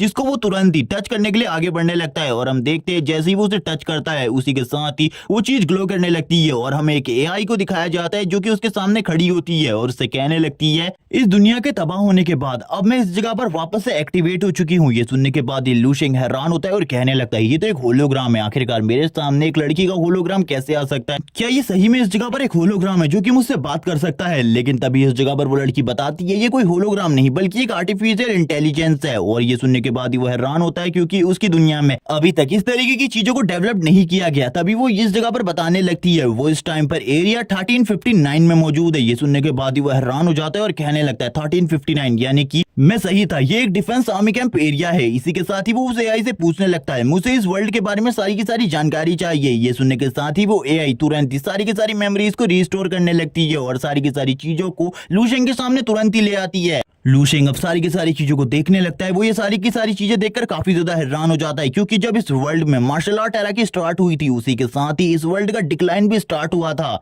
क्योंकि मार्शल आर्ट एरा के स्टार्ट के बाद कुछ भी चीजें ठीक नहीं रही। सभी लोग इस जगह पर मार्शल आर्टिस्ट बनना चाहते थे, लेकिन उसी टाइम पर डायमेंशनल क्रैक्स दिखने लगे, जिन क्रैक्स के अंदर से मॉन्स्टर बाहर आए, जिन्होंने ह्यूमंस के ऊपर हमला करना स्टार्ट कर दिया। धीरे धीरे कर ह्यूमन भी इवॉल्व होने लगे। मार्शल आर्ट की पावर को यूज करते हुए उन्होंने इन मॉन्स्टर के साथ फाइट करना स्टार्ट किया, लेकिन 10,000 सालों बाद जो ह्यूमंस थे वो पूरे तरीके से डिफीट हो गए इन मॉन्स्टर के हाथों से। इसीलिए ह्यूमंस ने एक रास्ता निकाला इस वर्ल्ड को छोड़कर जाने का। अब इसी के साथ ही जो लूशेंग होता है वो कहने लगता है, यानी कि जितने भी लोगों को मैं बाहर मार रहा था इससे पहले वो डिफेंस आर्मी कैंप का हिस्सा रहे होंगे और इसी के साथ ही वो एक आर्मी सोल्जर भी रहे होंगे। तभी उसे पता चलता है काफी सारे लोग इस जगह को छोड़कर, इस प्लेनेट को छोड़कर दूसरे प्लेनेट की तलाश में चले गए ताकि वो उस जगह पर जाकर सर्वाइव कर सके, क्योंकि इस जगह पर सर्वाइव करना उनके लिए काफी ज्यादा मुश्किल हो चुका था। लेकिन इस मार्शल आर्ट वर्ल्ड के डिक्लाइन के टाइम पर इस जगह पर जितने भी मार्शल गॉड जिंदा थे उन सभी का हाईएस्ट लेवल 12 था। ये सुनने के साथ ही लूशेंग पूरे तरीके से हैरान हो जाता है और कहने लगता है, यानी कि ये जो भी सिविलाइजेशन थी ये हमारी सिविलाइजेशन से काफी ज्यादा स्ट्रांग थी मार्शल आर्ट के मुकाबले में और बाकी चीजों के मुकाबले में। इसी के साथ ही वो इस वर्ल्ड की पूरी हिस्ट्री को देखने लगते हैं, आखिरकार इस वर्ल्ड में मार्शल आर्ट एरा की स्टार्ट कैसे हुई थी। और वो एआई भी लूशेंग को पूरे तरीके से मदद कर रही होती है इस वर्ल्ड की पूरी हिस्ट्री को जानने में। हम देखते हैं लूशेंग जैसे जैसे कर इस वर्ल्ड की हिस्ट्री को पढ़ रहा होता है, उसे इस जगह पर कुछ चीजें अजीब लगने लगती है और वो कहता है ये हिस्ट्री इस जगह पर काफी ज्यादा अजीब है, जैसे कि मैंने इन हिस्ट्रीज को पहले भी पढ़ा हुआ है, मुझे ऐसा लग रहा है। लेकिन जितने भी सोल्जर और ज़ॉम्बीज की मेमोरीज को मैंने हासिल किया है उनमें किसी में भी हिस्ट्री के बारे में कुछ भी नहीं था। लेकिन तभी उसको शौक लगने लगता है। वो कहता है ये जो स्टोरी है इस जगह पर ये तो मेरे वर्ल्ड की है, लेकिन ऐसा कैसे हो सकता है, मेरे वर्ल्ड में इस तरीके की चीजें बिल्कुल भी नहीं हुई। वो काफी ज्यादा घबराने लगता है और कहता है क्या इस टाइम पर मैं फ्यूचर में हूँ और फ्यूचर में मेरे प्लेनेट की हालत भी इसी तरीके की होने वाली है, क्योंकि ये सारी की सारी चीजें वैसी ही हैं जैसे ये इस जगह पर मेरे प्लेनेट की हैं। तभी वो सारी की सारी चीजों को कंबाइन कर देखने लगता है। उसे पता चलता है ये जो हिस्ट्री है ये उसी के प्लेनेट की है। और इस टाइम पर लूशेंग पूरे तरीके से हैरान हो चुका था और वो कहने लगता है यानी कि अब कुछ ही साल बचे हैं हमारे वर्ल्ड के डिस्ट्रॉय होने में, लेकिन ऐसा कैसे हो सकता है। तभी वो इस जगह पर उसे एआई से कहता है तुम इस जगह पर मेरे साथ मजाक कर रही हो, ऐसा बिल्कुल भी नहीं हो सकता, मुझसे झूठ बोलने की बिल्कुल भी कोशिश मत करो, मुझे इस जगह पर रियल हिस्ट्री चाहिए इस वर्ल्ड की, मैं जानना चाहता हूँ सारी चीजों के बारे में। वो इसी के साथ ही कहने लगता है हिस्ट्री में किसी लूशेंग नाम के बंदे के बारे में कोई ना कोई जिक्र होगा, उसके बारे में मुझे सारी की सारी डिटेल्स चाहिए। तभी उसके सामने लूशेंग के बारे में सारी की सारी डिटेल आ जाती है, जो कि और कोई नहीं बल्कि वही होता है। वो सारी की सारी चीजों को देख रहा होता है, लेकिन वो ये भी देखता है इस जगह पर 28 साल के बाद लूशेंग का कोई भी रिकॉर्ड नहीं है। ये सुनने के साथ ही वो कहने लगता है मुझे 28 साल के बाद का रिकॉर्ड चाहिए। तभी वो सिस्टम कहने लगती है नहीं, इस जगह पर मैं आपको ये रिकॉर्ड नहीं दे सकती, क्योंकि आप इस जगह पर खाली एक मेहमान है और इस तरीके का रिकॉर्ड ऐसे ही नहीं दिया जा सकता, आपको इस जगह पर ब्लड कनेक्शन करना होगा। और इसी के साथ ही लूशेंग कहता है आखिरकार मैं ब्लड कनेक्शन कैसे कर सकता हूँ। लूशेंग की बॉडी से ब्लड निकलने लगता है और तुरंत ही जो वो एआई होती है वो भी लूशेंग के पास आ जाती है और उसकी उंगली से उस ब्लड को निकालकर अपनी बॉडी में एब्सॉर्ब करने लगती है, ताकि वो लूशेंग को बाकी की सारी चीजों की रिपोर्ट दे सके। लूशेंग भी ये देखकर काफी ज्यादा हैरान होता है और शर्माने भी लगता है। तभी इस जगह पर वो एआई कहती है मास्टर अब आप इस जगह पर सारे के सारे पुराने रिकॉर्ड्स को चेक कर सकते हो। ये सुनने के साथ ही लूशेंग कहता है चलो ठीक है, इस जगह पर इस वर्ल्ड के डिस्ट्रॉय होने के टाइम की अगर कोई भी फुटेज तुम्हारे पास मौजूद है मुझे दिखाओ। इसी के साथ ही लूशेंग इस जगह पर देखता है इस वर्ल्ड के डिस्ट्रॉय होने की टाइम की फुटेज, जिस जगह पर चारों तरफ फायर ही फायर होती है। अब इसी के साथ ही वो एआई कहने लगती है मास्टर जो फुटेज आपने मांगी थी वो फुटेज अभी आपके लिए तैयार हो रही है। और लूशेंग भी ये देखकर हैरान होता है, क्योंकि अब वो लूशेंग की पूरी लाइफ को देखने वाला था, आखिरकार लूशेंग ने किस तरीके से सारी की सारी चीजों को हैंडल किया था। इसी के साथ ही लूशेंग के सामने उसके पास्ट लाइफ के सारे रिकॉर्ड्स आ जाते हैं, जिसे देखकर लूशेंग काफी ज्यादा हैरान होता है, क्योंकि 28 साल की एज के बाद भी लूशेंग नहीं मरा था, बल्कि उसने एक बहुत ज्यादा खतरनाक फाइट करी थी, जिसके बाद उसके फेस के ऊपर एक स्कार भी आ गया था, जो कि काफी ज्यादा स्ट्रॉन्ग मॉन्स्टर के साथ थी। और इसी के साथ ही उसने बाई सिटी का जो कंपटीशन था उसको भी पास कर लिया था और वो उस कंपटीशन में नंबर 3 पर आया था। और इसी के साथ ही उसकी बाई सिटी में जो पोजीशन थी वो भी नंबर 3 पर हो गई थी, जिसके बाद उसने बाई सिटी को छोड़कर तियान सिटी की मेन एकेडमी को ज्वाइन किया और तुरंत ही आर्मी में चला गया। और आर्मी में उसे जल्दी से जल्दी कमांडर की पोजीशन मिल गई, लेकिन कमांडर बनने के बाद लूशेंग ने कोई भी बड़ा काम नहीं किया, इसीलिए हिस्ट्री में उसका नाम कोई भी हीरो करके दर्ज नहीं है। लूशेंग ये देखकर पूरे तरीके से हैरान हो जाता है, क्योंकि वो कोई भी बड़ा हीरो नहीं है फ्यूचर में, इसीलिए और ना ही उसने कोई बड़ा काम किया है। लूशेंग अपने सारे के सारे रिकॉर्ड्स को देखकर हैरान था। तभी उसे ये भी पता चलता है खाली 36 ईयर की उम्र बार में वो मारा जाएगा, यानी कि अब उसके पास खाली 18 साल का टाइम बचा अपने आप को स्ट्रॉन्गेस्ट बनाने का और अपनी फ्यूचर को चेंज करने का। और वो इसी बारे में सोच रहा होता है और कहने लगता है आखिरकार मैं किस तरीके से और भी ज्यादा स्ट्रॉन्गेस्ट बन सकता हूँ। इस जगह पर वो सारे के सारे रिकॉर्ड्स मौजूद है जो कि अभी मेरे साथ हो रहा है, यानी कि अचानक से जितने भी तेजी से मेरी पावर बढ़ रही है वो सारे के सारे रिकॉर्ड यहाँ पर मौजूद हैं। लेकिन मुझे ऐसा लगता है मैं अभी भी अपनी पावर को और ज्यादा बढ़ा सकता हूँ और इसी तरीके से लेवल अप कर सकता हूँ। और अगर इसी तरीके से मेरा लेवल अप होता रहा मैं काफी ज्यादा जल्दी काफी ज्यादा स्ट्रॉन्गेस्ट बन जाऊंगा, क्योंकि मुझे इस वर्ल्ड में स्ट्रॉन्गेस्ट की पोजीशन को होल्ड करना है। मैं इस जगह पर कोई भी नॉर्मल सोल्जर या कमांडर नहीं बनना चाहता, मैं तो उन मार्शल गॉड के लेवल पर जाना चाहता हूँ जो कि इस टाइम पर हमारे पूरे के पूरे वर्ल्ड के स्ट्रॉन्गेस्ट लोग कहलाते हैं। और इसी के साथ ही उसके सामने और भी काफी सारी सिस्टम स्क्रीन आने लगती है जिसमें उसके बारे में थोड़ी बहुत और जानकारी होती है। लेकिन अब लू शेंग इस जगह पर वापस से खड़ा होते हुए कहता है मैं बाई और तियान सिटी में इस जगह पर एक जीनियस नहीं कहलाना चाहता, बल्कि मैं कहलाना चाहता हूँ इस वर्ल्ड का नंबर 1 जीनियस और सबसे ज्यादा स्ट्रॉन्गेस्ट मार्शल आर्टिस्ट, कि आने वाले टाइम में कोई भी मेरी बराबरी ना कर सके और मैं इस वर्ल्ड को पूरे तरीके से प्रोटेक्ट रख सकूं। और इसी बारे में बात करते हुए उसकी आंखें वापस से खुल जाती है और इसी के साथ ही लू शेंग के घर का सीन दिखाते हैं जिस जगह पर वो वापस से अपने घर के खाने की टेबल पर आ जाता है। मॉम भी इस जगह पर खाना बनाकर ले आती है और लू शेंग से पूछने लगती है आज तुम्हें स्कूल जाने के लिए देर नहीं हो रही। लू शेंग बताने लगता है अब उसे स्कूल जाने की जरूरत नहीं है, टीचर ने उससे कहा है अब उसे इस जगह पर घर ही में रहकर प्रैक्टिस करनी है, इसीलिए अब मैं कुछ दिनों तो घर रहने वाला हूँ, घर ही रहकर अपने मार्शल आर्ट को और भी ज्यादा अच्छा बनाने की प्रैक्टिस करूंगा। ये सुनकर उसकी जो बहन होती है वो बोलती है अपने मन में आखिरकार ये कौन सा स्कूल है जो कि अपने स्कूल के स्टूडेंट्स को घर रहकर प्रैक्टिस करने को कहता है। इसके बाद लू शेंग उठ जाता है और कहने लगता है मॉम मैंने इस जगह पर पेट भर के खाना खा लिया है, अब मैं जा रहा हूँ अंदर जाकर प्रैक्टिस करने के लिए। उसकी मॉम कहती है ठीक है अंदर जाओ और अंदर जाकर अच्छे से प्रैक्टिस करना। लेकिन किंगी को लू की किसी भी बात के ऊपर भरोसा नहीं होता, वो कहने लगती है ये इस जगह पर जरूर कुछ ना कुछ छिपा रहा है, कुछ दिनों से मैं इसे देख रही हूँ ये काफी ज्यादा साइलेंट हो चुका है और इसी के साथ ही काफी ज्यादा मिस्टीरियस भी। हम इसी के साथ ही लू शेंग को देखते हैं जो अपने रूम में आने के बाद तुरंत ही अपने दरवाजे को बंद कर देता है। तभी उसे फोन पर किसी की कॉल आने लगती है जो कि और कोई नहीं बल्कि टीचर जोंग होते हैं। टीचर जोंग इस जगह पर बताने लगती है उसकी स्कॉलरशिप की जो मनी थी वो स्कूल में आ चुकी है, इसीलिए अगर कभी भी उसे स्कूल आना हो तो वो स्कूल से इस मनी को लेकर जा सकता है। और तुम आजकल स्कूल क्यों नहीं आ रहे इसके बारे में भी वो पूछने लगते हैं।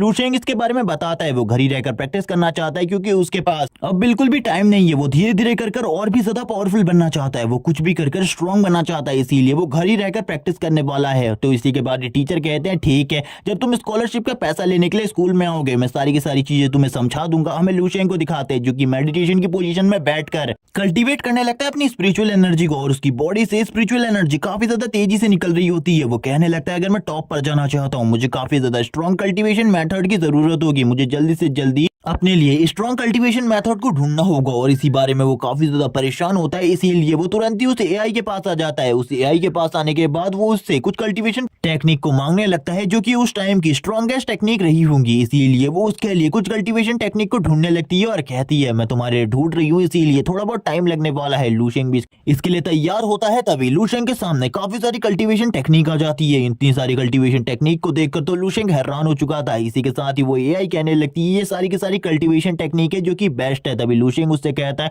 मुझे इन सभी में से भी काफी ज्यादा स्ट्रॉन्गेस्ट और बेस्ट टेक्निक चाहिए। वो वापस से इस जगह पर छाटना स्टार्ट कर देती है और वापस से लू शेंग के सामने कुछ और टेक्निक आ जाती है। लू शेंग इन सारी चीजों को देखकर काफी ज्यादा हैरान था क्योंकि अभी भी काफी सारी टेक्निकों में से उस स्पेशल टेक्निक को ढूंढना काफी ज्यादा मुश्किल था, इसीलिए लू शेंग कहता है क्या ये काम थोड़ा और ज्यादा जल्दी हो सकता है। वो एआई कहने लगती है मैंने इस जगह पर तुम्हारे लिए 3 स्पेशल कल्टीवेशन टेक्निक को ढूंढ लिया है, जिनमें से सबसे पहले इस जगह पर एक बॉडी रिफाइनमेंट टेक्निक है। और वो तुरंत ही इस टेक्निक के बारे में उसे बताने लगती है, इसके ओरिजिन के बारे में। इस टेक्निक का नाम स्टार बॉडी रिफाइनिंग टेक्निक है और इसी के साथ ही इस टेक्निक को एक लेवल 11 के मार्शल गॉड ने खोजा था। और इसी के साथ ही वो दूसरी एक ब्रीदिंग टेक्निक के बारे में बताती है जो कि इस जगह पर नेचर ब्रीदिंग टेक्निक है और इसको भी इस जगह पर लेवल 11 के मार्शल गॉड ने ढूंढा था। इसी के बाद ही वो थर्ड टेक्निक के बारे में बताती है, लेकिन थर्ड टेक्निक किस तरीके से यूज होने वाली है इसके बारे में उसको भी नहीं पता होता। लू शेंग कहने लगता है ये तीनों की तीनों टेक्निक सबसे ज्यादा स्ट्रॉन्गेस्ट है हिस्ट्री में, इसीलिए मुझे इन्हीं टेक्निक को यूज करना होगा और इन्हीं टेक्निक्स के जरिए काफी ज्यादा स्ट्रॉन्ग बनना होगा। और वो तुरंत ही इन तीनों टेक्निक्स के जो स्क्रिप्चर्स होते हैं उन सारे स्क्रिप्चर्स को देखने लगता है। उसे पहले तो कुछ भी समझ में नहीं आ रहा होता, लेकिन जो इस जगह पर वो एआई होती है वो उसे बताने लगती है इसको रेवोल्यूशन के टाइम पर बनाया गया था और इस रेवोल्यूशन के बारे में लू शेंग को कुछ भी नहीं पता था। वो एआई भी लू शेंग को ज्यादा नहीं बताती इस रेवोल्यूशन के बारे में। तभी लू शेंग कहने लगता है चलो ठीक है मैं अब इस जगह पर यूज करने वाला हूँ स्टार बॉडी रिफाइनिंग टेक्निक। और वो तुरंत ही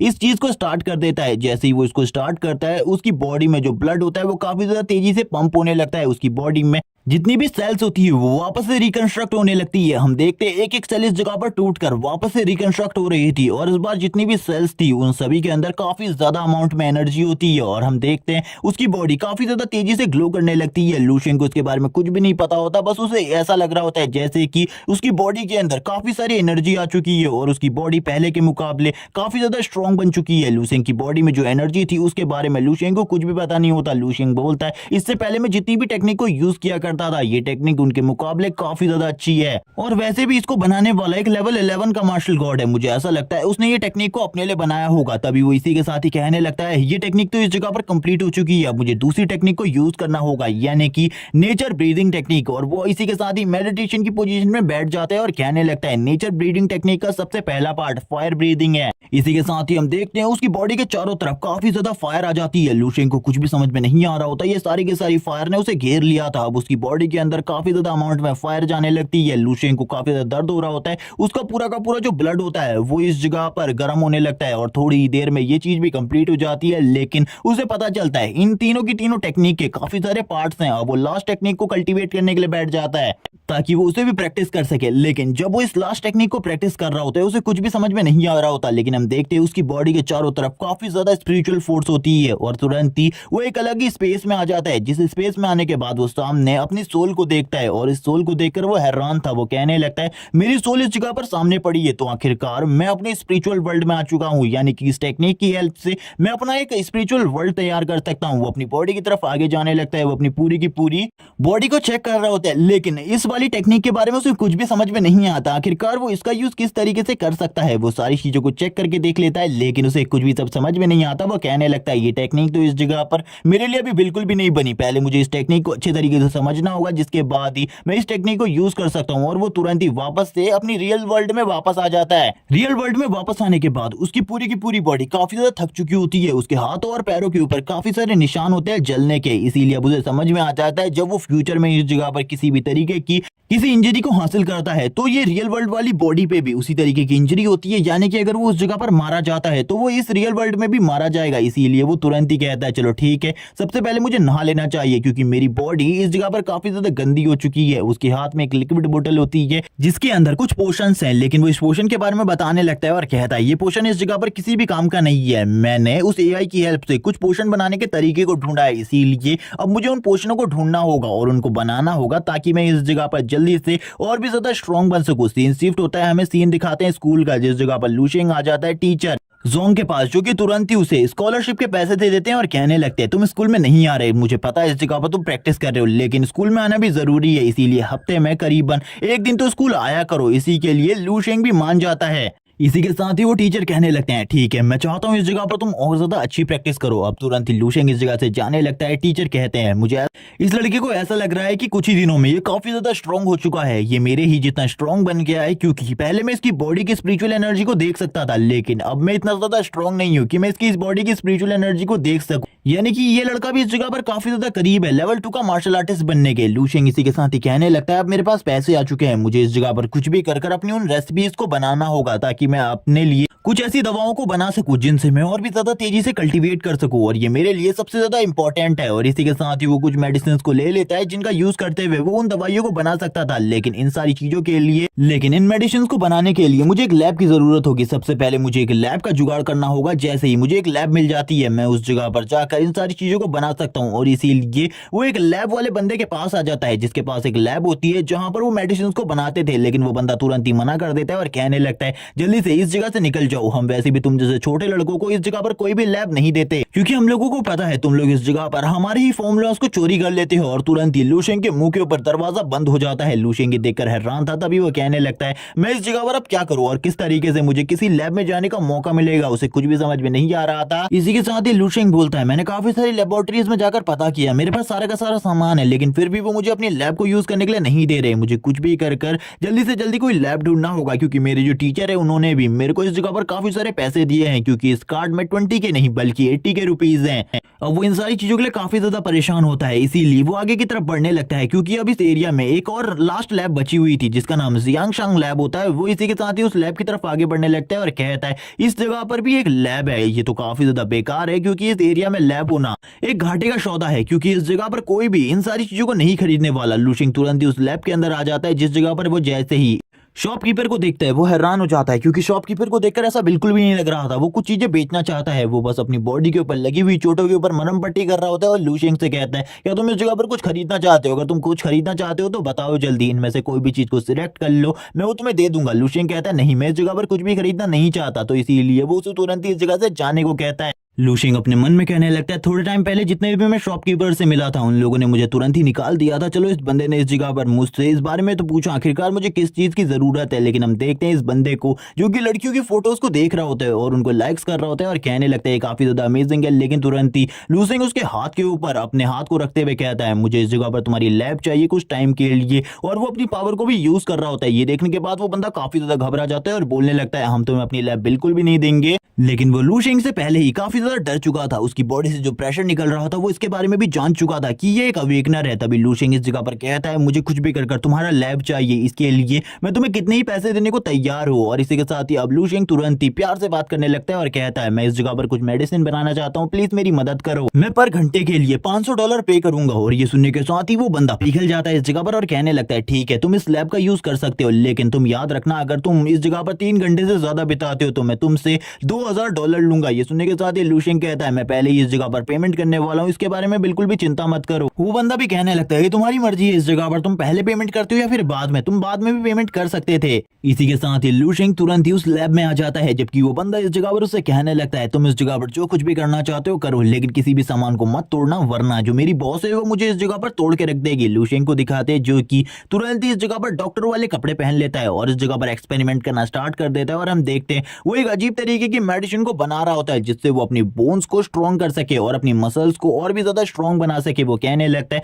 मुझे इन सारी चीजों की जरूरत है, जिस तरीके का फॉर्मूला उसमें लिखा हुआ था उसी तरीके से मुझे सारी चीजों को करना होगा वरना मेरे लिए उसे पहली बार में बनाना बहुत ज्यादा मुश्किल हो जाएगा। क्या मैं सही में उसे पहली बार में सही तरीके से बना पाऊंगा? हम देखते हैं वो इन्हीं सारी चीजों को सोच रहा होता है क्योंकि उसे बिल्कुल भी नहीं पता था जिस चीज को वो बनाना चाहता है क्या वो उसे सही तरीके से बना भी पाएगा। लेकिन अब वो अपनी पूरी मेहनत करने लगता है, उसके अंदर अपनी स्पिरिचुअल एनर्जी को भी इंजेक्ट करता है ताकि वो एक अच्छे फार्मासिस्ट की तरह काम कर सके इस जगह पर। इसी के साथ ही हम लुशिंग को देखते हैं जो कि अपनी पूरी मेहनत के बाद उस लिक्विड को तैयार कर लेता है। उस लिक्विड का कलर पिंक होता है। लुशिंग कहता है क्या ये लिक्विड इस जगह पर काम करने वाला है? उसे कुछ भी इसके बारे में नहीं पता था आखिरकार ये किस तरीके से काम करेगा, इसीलिए वो सबसे पहला टेस्ट करने के लिए तैयार होता है और कहने लगता है चलो ठीक है इसे एक बार टेस्ट करके देखते हैं। और वो तुरंत ही अब अपने मास्क को हटा देता है और कहता है मुझे एक बार इसको टेस्ट करके देखना चाहिए क्योंकि उसे इसके बारे में नहीं पता था फर्स्ट टाइम पर उसने इसे सही तरीके से बनाया है या फिर नहीं। हम देखते हैं वो तुरंत इस लिक्विड को पीना स्टार्ट कर देता है। वो पीते ही कहने लगता है ये तो पूरे तरीके से टेस्टलेस है, मुझे बिल्कुल भी नहीं लगा था मैं एक टेस्टलेस लिक्विड बनाऊंगा, इसका कोई भी असर नहीं है, शायद से मैंने पहली बार इसे गलत तरीके से बनाया है। लेकिन तुरंत ही उसकी बॉडी में कुछ अजीब चीजें होने लगती है और वो नीचे की तरफ गिर जाता है और हम देखते हैं उसके हाथ में जो वो लिक्विड का जार होता है वो भी टूट जाता है और वो जोर जोर से चिल्लाना स्टार्ट कर देता है और कहता है ये तो इस जगह पर सही में काम कर रहा है। और थोड़ी ही देर में हम देखते हैं वो सही तरीके से एक जगह पर आराम कर रहा होता है और कहने लगता है फाइनली इस जगह पर मैंने इस लिक्विड को सही तरीके से बना लिया है। वो काफी ज्यादा खुश होता है और वो कहने लगता है मैंने इस लिक्विड को जिस तरीके से बनाया है अब इस जगह पर मैं सही तरीके से इसका यूज करूँ तो मैं काफी ज्यादा स्ट्रॉन्ग बन सकता हूँ। अब वो इसी बारे में बात कर रहा होता है और वो तभी काफी ज्यादा तेजी से उसके दरवाजे के ऊपर नॉक होने लगती है। ये देखने के बाद लुशिंग हैरान था। वो कहने लगता है मैंने तुमसे पहले भी कहा था इस जगह पर मुझे बिल्कुल भी डिस्टर्ब मत करना जब मैं इस लैब के अंदर काम कर रहा हूँ। लेकिन सामने वाला बंदा जो कि इस शॉप का शॉपकीपर होता है वही येलो हेयर बॉय वो कहने लगता है बॉस इस जगह पर आ चुकी हैं, मैं इस जगह पर तुम्हें बाद में सारी चीजें एक्सप्लेन कर दूंगा, तुम्हारे पैसे भी वापस कर दूंगा, लेकिन तुम जल्दी से पीछे के दरवाजे से इस जगह से निकलो। लुशिंग भी ये सुनने के बाद हैरान हो जाते हैं और कहने लगता है ठीक है मैं इस जगह से जल्दी निकल रहा हूँ, तुम्हें ज्यादा चिंता करने की जरूरत नहीं है। तभी हमें उस बॉस को दिखाया जाता है जो कि एक खूबसूरत लड़की होती है। वो इस जगह पर आकर कहने लगती है मुझे इस जगह पर बताओ आखिरकार इस जगह पर सारी चीजें कैसे चल रही है, क्या तुमने किसी नई लिक्विड को बनाया या फिर किसी नई लिक्विड के बारे में पता किया? और वो भी अपनी फार्मासिस्ट लैब में काफी सारे फॉर्मूला बनाने के लिए काफी सारी चीजों को लेकर आई होती है। तभी वो एक लिक्विड को टेस्ट करती है और कहती है ये पूरे तरीके से टेस्टलेस है, इसका कोई भी वर्क नहीं है इस जगह पर, इसीलिए ये मेरे किसी भी काम नहीं आने वाला। तभी वो अपने मन में सोचने लगती है काफी सारी जो बड़ी कंपनीज है वो अपने लिए काफी सारे अच्छे मॉडल्स को हायर करती है और इसी के साथ ही काफी सारे जो सुपर ह्यूमंस है वो भी उनकी मदद करते हैं। लेकिन हमारी जियांग फार्मासिस्ट लैब ने काफी लंबे टाइम से कोई भी ऐसे लिक्विड की खोज नहीं करी जिससे हम सुपर ह्यूमंस को और भी ज्यादा स्ट्रांग बना सके, जिससे हमारा जो दबदबा है वो मार्केट में बन सके, क्योंकि हम तो काफी लंबे टाइम से मार्केट से गायब हो चुके हैं। और वो ये सारी चीजों का दोष अपने फादर को दे रही होती है, क्योंकि उन्होंने कभी भी अपनी इस फार्मासिस्ट लैब को और भी ज्यादा बड़ा करने की कोशिश नहीं करी और हमेशा से पुरानी मेडिसिन को ही बेचते रहे, जिनका अब मार्केट में बिल्कुल भी इस जगह पर यूज नहीं है। और अगर इसी तरीके से चलता रहा तो हमारी ये लैब पूरे तरीके से बंद हो जाएगी। हमें जल्दी से जल्दी कोई ना कोई अच्छी मेडिसिन को ढूंढना होगा। तभी उसे याद आती है तियान सिटी के बारे में, जिस जगह पर उसने एक बंदे के बारे में सुना था जिसने एक नई खोज करी है। उसको जल्दी से जल्दी उसने इस जगह पर बुलाने का इंतजाम किया है ताकि वो उसके फॉर्मूला को जल्दी से खरीद सके और मार्केट में अच्छे प्राइसेस पर बेच सके। वो इसी बारे में बात कर रही होती है। इसी के साथ ही वो अपने फार्मासिस्ट लैब में आगे बढ़ने लगती है। हम देखते हैं येलो हेयर बॉय को, जो कि इस जगह पर आते हुए कहने लगता है, बॉस आखिरकार आप इस जगह पर आ ही गई, आप अंदर आकर देख सकती है, सारा का सारा सामान पूरे तरीके से ठीक है। लेकिन वो गुस्सा होते हुए कहती है कि तुमने इस जगह पर किसी को मेरी लैब को यूज करने दिया है, जबकि वो इस जगह पर अपने बॉस की बातों को नहीं सुन रहा होता है और बोलने लगता है, आप कितनी ज्यादा खूबसूरत है, मैं इस जगह पर अकेला हूँ जो कि आपकी परवाह करता है पूरी की पूरी फैमिली में। और इसी के साथ ही जोर से हंसने लगता है और कहता है, मैं इस जगह पर आपकी प्रोटेक्शन करूंगा लास्ट टाइम तक। और इसी बारे में जोर जोर से हंसने लगता है और कहता है, मैं आपको काफी ज्यादा पसंद करता हूँ। हम देखते हैं वो यही बातें कर रहा होता है, लेकिन वो तभी कहती है, क्या तुमने इस लैब को किसी और को यूज करने दिया है, मुझे इस जगह पर जल्दी से बताओ। तभी वो कहने लगता है वापस से, आप गुस्से में भी काफी ज्यादा खूबसूरत लगती है। लेकिन वो फिर बोलना स्टार्ट करता है, नहीं मैंने इस लैब को और किसी को भी यूज करने नहीं दिया। तभी वो अपने सर पर हाथ रख लेती है और बोलती है, मुझे ऐसा लग रहा है जैसे कि कल से तुम्हें काम पे आने की कोई भी जरूरत नहीं है। और ये कहने के साथ ही वो कहती है, चलो ठीक है अब चले जाओ यहाँ से, कल से काम में आने की कोई जरूरत नहीं है। और वो तुरंत ही जितना भी इस जगह पर लूशें का सामान होता है उसे डस्टबिन में फेंक देती है, गुस्सा करते हुए कहती है, ये मेरी लैब पता नहीं किसने यूज करी, लेकिन इस जगह पर काफी ज्यादा तोड़फोड़ हुई है। तभी वो बाकी सामानों को भी देखने लगती है जो कि लूशिंग ने ही इस जगह पर रखा हुआ था। वो कहती है, तभी वो बोलने लगती है, वो बंदा जो भी था इस जगह पर वो कुछ न कुछ ऐसा बनाने की कोशिश कर रहा था जिसके बारे में मुझे कुछ भी नॉलेज नहीं, इसका फॉर्मूला भी शायद से उसी के पास होगा। वो इसी के साथ स्माइल करने लगती है। तभी उसे लूशेंग की गिरी हुई बोतल नीचे दिखाई देती है जिसके अंदर वो फॉर्मूला अभी भी बाकी होता है। वो तभी उसको देखते हुए कहती है, आखिरकार इसमें क्या है, क्या ये वही चीज है जिसको उस बंदे ने इस जगह पर बनाया था। वो इसे जैसे ही देखती है उसकी खुशबू को सूंघती है और बोलती है, इसकी खुशबू तो काफी ज्यादा अच्छी है, मुझे इसे एक बार देखना चाहिए। और वो तुरंत ही उस लिक्विड बोतल को उठा लेती है और ऊपर करते हुए कहती है, इसके अंदर क्या खास है, मुझे कुछ भी समझ में नहीं आ रहा, लेकिन ये काफी ज्यादा अच्छी लग रही है मुझे। तभी वो कहती है, जो कुछ भी इसमें बचा हुआ है एक बार मुझे टेस्ट कर देखना चाहिए, क्या ये इस जगह पर सही में ये फॉर्मूला काम करता है। और हम देखते हैं वो तुरंत ही उसमें से एक ड्रॉप को निकालती है जिसे वो इस जगह पर टेस्ट करती है। तभी उसको इस जगह पर काफी ज्यादा बड़ा शौक लगता है। हम देखते हैं उसकी आइस वापस से ब्लू कलर से ग्लो होने लगती है और इस जगह पर वो कहती है, ये तो काफी ज्यादा अलग चीज है। जबकि हम येलो हेयर बॉय को दिखाते हैं जो कि अब इस जगह को छोड़कर जा रहा होता है और कहने लगता है, ये सब कुछ उस घटिया इंसान की वजह से हुआ, मुझे मेरी मालकिन से दूर होना पड़ा, अगर मुझे इसके बारे में पता होता वो कितने भी पैसे देता मैं उसे अंदर नहीं आने देता। वो इसी बारे में कह रहा होता है। तभी हम देखते हैं जो इस जगह पर जियांग कॉर्पोरेशन की मालकिन होती है वो इस जगह पर आ जाती है और उसे रुकने को कहती है। तभी वो कहने लगता है, मुझे यकीन था आपको मेरी काफी ज्यादा परवाह होगी क्योंकि आप इस जगह पर मुझे रोकने के लिए आई हैं। इसी के साथ ही वो कहने लगती है, मुझे जल्दी इस जगह पर बताओ आखिरकार वो कौन था जिसने इस जगह पर हमारी फार्मासिस्ट लैब में आकर उस फॉर्मूले को बनाने की कोशिश करी थी। मैं उस बंदे के बारे में जानना चाहती हूँ। लेकिन वो फिर से अपने बॉस की बातों को नहीं सुन रहा होता बल्कि उन्हें गले लगाने के लिए आगे बढ़ने लगता है। लेकिन वो तुरंत ही उसके कॉलर को पकड़ लेती है और कहती है, मुझे जल्दी इस जगह पर बताओ आखिरकार किसने मेरी फार्मासिस्ट लैब को यूज किया था, मैं उसके बारे में जानना चाहती हूँ। वो इस जगह पर काफी ज्यादा घबरा जाता है, उसे कुछ भी समझ में नहीं आ रहा होता। वो बोलती है, मैं उस मास्टर के बारे में जानना चाहती हूँ। वो बंदा कहता है, ठीक है मैं आपको उसके बारे में बता सकता हूँ, मैं उसका नंबर दे सकता हूँ आपको। और वो इस जगह पर अपने फोन निकालता है और तुरंत ही लूशेंग का नंबर इस जगह पर मिस को दे देता है और वो तुरंत ही उसको नीचे फेंक देती है और कहने लगती है, रुक जाओ इस जगह पर, अगर ये बंदा इस जगह पर हमारे लिए काम करता है तो कल से तुम जॉब पर वापस आ सकते हो। और वो कॉल करने लगती है लूशेंग को और कहती है, ये मास्टर बस एक बार मेरा कॉल उठा ले, उसके बाद जो हमारी जियांग कॉर्पोरेशन है। इसी के बाद ही हम देखते हैं जब वो कॉल करती है, कॉल लगातार इस जगह पर बेल हो रहा होता है। जबकि हमें लूशेंग को दिखाते जो कि प्रैक्टिस कर रहा था अपनी बॉडी रिफाइनमेंट टेक्निक को, और बॉडी रिफाइनमेंट टेक्निक और बाकी टेक्निक को एक साथ यूज करते हुए वो थंडर एलिमेंट की पावर को यूज करना सीख रहा था। वो कहने लगता है, इन न्यू टेक्निक्स को मास्टर करना मेरे लिए काफी ज्यादा मुश्किल होता जा रहा है। अच्छा हुआ मैंने उस बॉडी रिफाइनमेंट लिक्विड को बना लिया जिसके यूज से मैं इस जगह पर अपनी पावर को और भी ज्यादा तेजी से इंक्रीज कर सकता हूँ। इसी के साथ ही वो कहने लगता है, चलो ठीक है, मैंने उस लड़के के बॉस के उस जगह पर आने से पहले काफी सारे लिक्विड बॉटल्स को बना लिया था, इसीलिए अभी मेरे पास एक हफ्ते के लिए पूरा स्टॉक है जिनका यूज करते हुए मैं धीरे धीरे कर स्ट्रॉन्ग बन सकता हूँ। और वो बताता है उसने टोटली 12 बोटल्स बना रखी है पहले से ही, जिनको वो दिन और रात दोनों में ही यूज कर सकता है। और हम देखते हैं इस टाइम पर भी लूशेंग की बॉडी से काफी ज्यादा अमाउंट में एनर्जी निकल रही होती है। तभी उसका फोन रिंग होने लगता है, लेकिन लूशेंग को ये समझ में नहीं आता आखिरकार इस टाइम पर उसे कौन कॉल कर रहा है। और हम देखते हैं ये वही लड़की होती है और इसी के साथ ही अब इस लड़की का नाम भी बताया जाता है। इसका नाम शू होता है। ये कहने लगती है आप थोड़ी देर पहले हमारे जियांगशांग फार्मासिस्ट लैब में आए थे, आपने उस जगह पर एक लिक्विड बनाया था, मैं चाहती हूँ कि हम दोनों मिलकर उसी तरीके का लिक्विड और भी ज्यादा बनाएं जिससे हम काफी सारा प्रॉफिट कमा सकते हैं। मैं उसका 50% हिस्सा आपको भी दूंगी। और वो लूशेन से कहने लगती है हम कब मिल सकते हैं। लूशेन ये हफ्ते बाद के बारे में बताता है, लेकिन तभी मिस सू येलो हेयर बॉय से कहती है मैं उस लड़के से आज ही मिलना चाहती हूँ, कुछ भी कर मेरी उस मास्टर से मीटिंग फिक्स करवाओ। लेकिन तभी वो कहने लगता है क्या आप इस जगह पर बेवकूफ है, क्योंकि मुझे बिल्कुल भी समझ में नहीं आ रहा आप उस लड़के को मास्टर क्यों कह रही है,